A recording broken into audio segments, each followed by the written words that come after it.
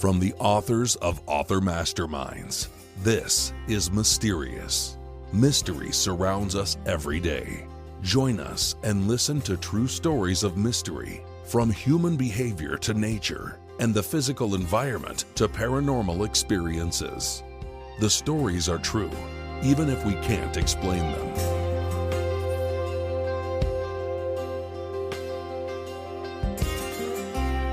Hello, I'm Victoria Hardesty, author of Action and Adventure with Arabian Horses. I'm also a member of the Author Masterminds group producing this podcast. I have a mystery to tell you. This is the story of a tall, gorgeous thoroughbred horse. If he could talk, it would be interesting to hear about the many miles he put on American roads and highways.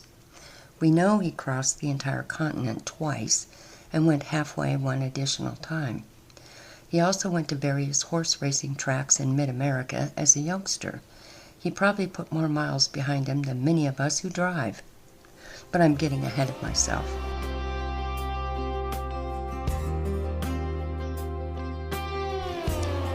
The Way to Go is a thoroughbred born at the Oklahoma School of Horseshoeing in early 1996.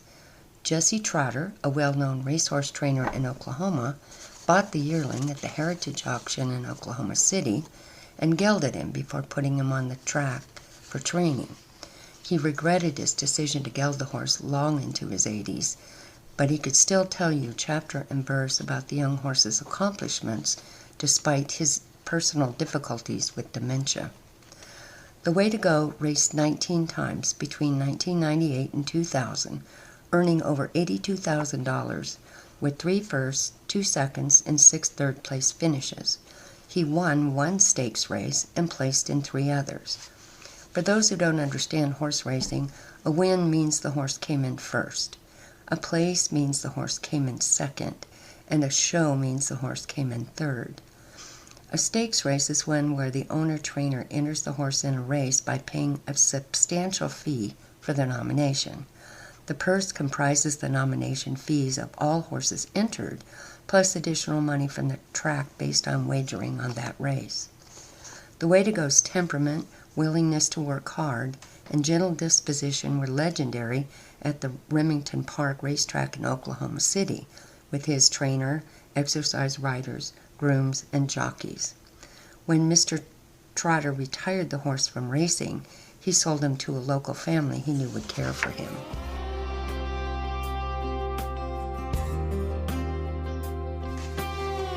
A few years later, a young man named Tom, attending farrier training school in upstate New York, came across an ad for a 17 two-hand thoroughbred for sale. He answered the ad and went to see the horse. For those who don't know much about horses, each hand is 4 inches, and the .2 signifies an additional 2 inches. The horse is measured from the ground to the shoulder, so that horse was nearly 6 feet tall at the shoulder and weighed over 1,250 pounds. His size initially intimidated Tom, but he noticed his gentle disposition and bought him anyway. He called his new horse Nassau. Tom taught that giant horse how to cut cows and rope cows. The interesting thing about cutting and roping cows with a thoroughbred is that they are fast but generally not as heavily built in the fore and hindquarters as the American quarter horse, the breed used most often for those events. Thoroughbreds are hot-blooded horses that are taller, longer, and designed for speed and endurance. They are built to run 1 1/8 miles around an oval track, making left-hand turns only, and still have a kick past the quarter pole to the finish line. Racing quarter horses only race a 1/4 mile before they run out of steam, always in a straight line. Quarter horses are warm-blooded, shorter, and more compact horses, averaging between 14 and 15 two-hands and as heavy as 1,100 pounds. They were bred for ranch work. In cutting competition, the rider sits on the horse holding on to the saddle horn. The horse does all the work. The quarter horses use their hind ends for stability while their front end swerves left or right or forward to block a calf desperately trying to get back to its herd for safety. In roping competition, the calf has a head start on the horse and runs as fast as possible to stay away from the horse and rider. In contrast, the horse chases it until it gets close enough for the rider to swing a lasso over the calf's head to catch it. The rider ties the rope to the saddle horn while the horse keeps the rope taut, so the rider can jump off, run to the calf, lay it on its side, and tie 3 of its legs together.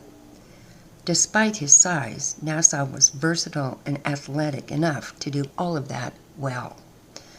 Tom rode Nassau alone and in groups on trail rides around the stables. He put Nassau in parades in the local area. Tom and Nassau became ambassadors for the off-the-track thoroughbreds in upstate New York. Several years later, tragedy struck for Tom, and he had to move back home to Massachusetts to help his parents. He couldn't find a decent place to board Nassau near his family home. He was forced to sell the horse in New York. He found Nassau a new home there with a lovely family. He kept in touch with them weekly by phone and promised to return and repurchase Nassau as soon as he was able. 6 months later, the family disappeared off the face of the earth. Tom couldn't find them anywhere. He was devastated and grieved for his horse for 5 long years before he finally came to terms with the probability that Nassau passed away.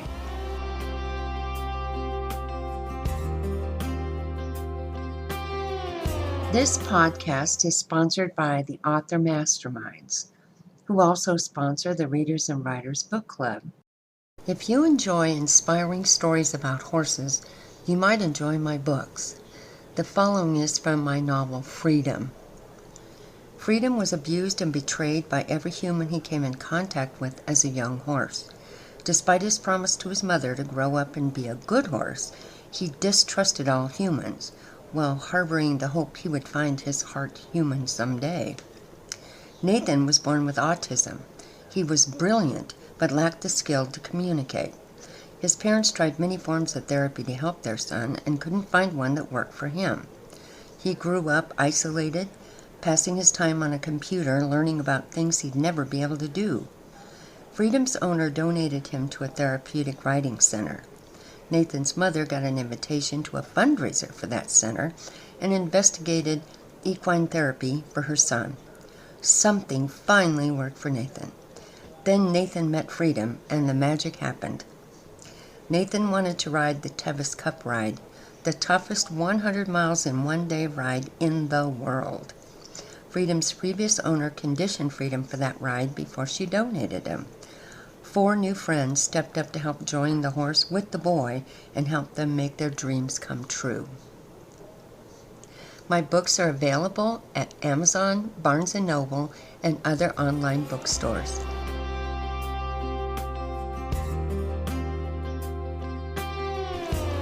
A few years later, Dottie in Nevada called a local horse ranch about riding horses.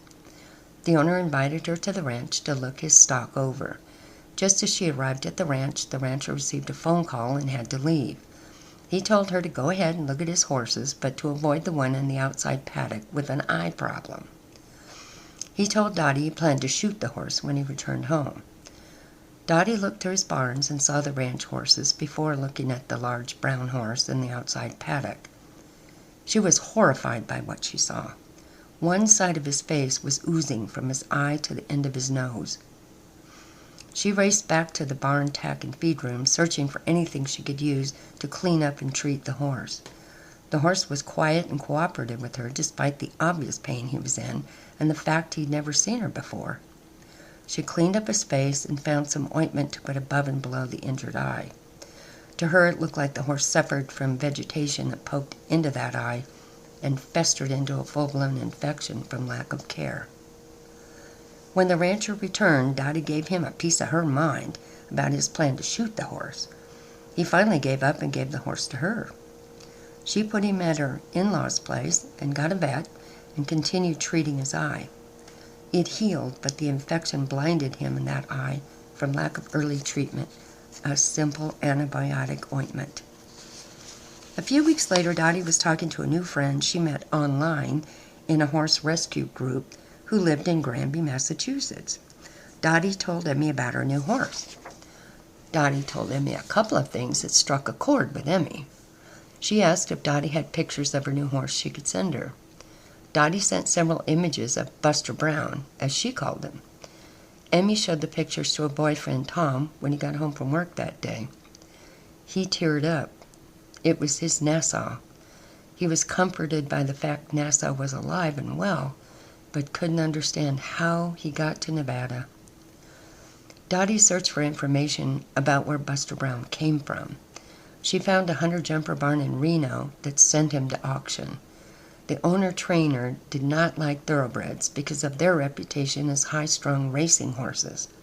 She was a warm-blood person. She preferred a horse bred for eventing, jumping, and dressage. She also thought warm-bloods were a more elegant breed of horse. She bought the horse at auction, believing him to be a warm-blood. When someone in the barn found his racing tattoo on his upper lip, she sent him right back to auction. That tattoo proved he was a thoroughbred. The rancher picked up the horse for next to nothing. Dottie and Emmy worked for the horse rescue in California to raise the money to transport the horse back to Massachusetts. The horse went to the rescue in California for several months while they fundraised for his trip. Emmy never told Tom about their plans for Nassau. Nassau, a.k.a. Buster Brown, left California on February 5, 2014, after an early breakfast and a thorough brushing. The people at the rescue kissed his nose and wished him a good journey. They knew it would be a long trip home, and several volunteers were attached to Buster Brown because of his sweet temperament. They shed a few tears, but were happy for the horse. He arrived in Massachusetts late on February 12th, after a harrowing haul through rain, snow, ice, hailstorms, etc. Tom had business out of town that week and returned home on February 14th. Emmy insisted on a trip to the stable where she kept her horse. Tom said Nassau was the best Valentine's Day gift he ever received.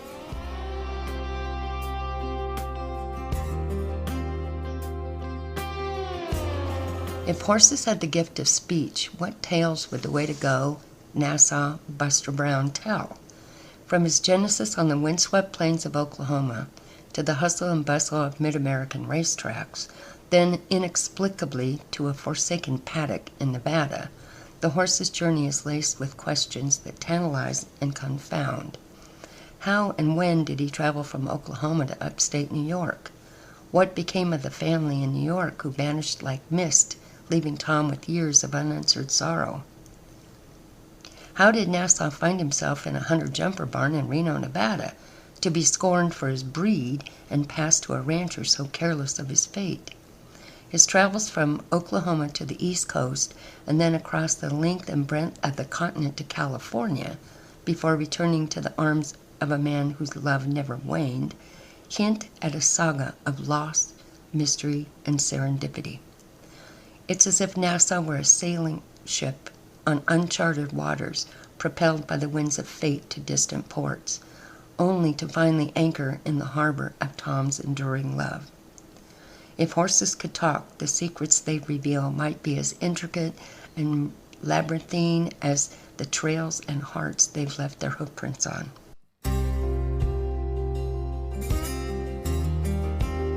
Thank you so much for joining us today. We'll be back in 2 weeks with another episode of Mysterious. We're looking forward to hearing from you. Thank you again.